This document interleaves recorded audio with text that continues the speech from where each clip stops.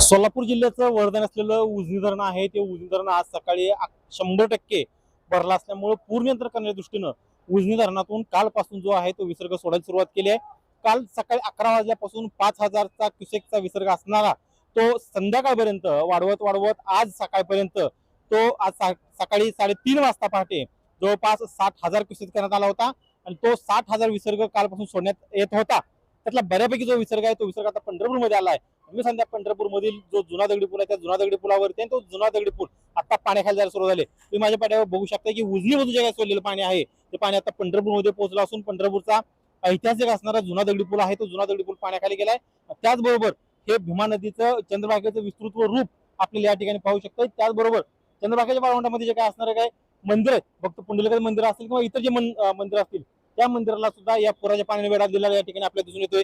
एकंदरीतच नुकताच पंढरपूरमध्ये आषाढी कार्तिकी आषाढीचा सोहळा संपन्न झाला, मात्र भाविकांची आणखी गर्दी या ठिकाणी आहे। भाविकांनी कुठलीही त्यांच्या बाबतीत दुर्घटना होऊ नये म्हणून एनडीआरएफच्या बोटी सुद्धा या ठिकाणी तैनात करण्यात आलेत।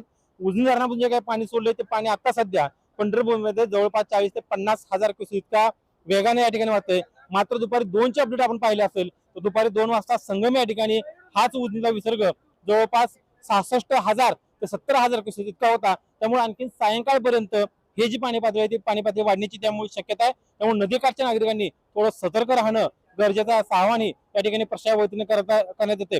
सध्या आपण पाहिलं गेलं तर दौंडची आवक आहे, ती दौंडची आवक आता 50,000 झाली आहे।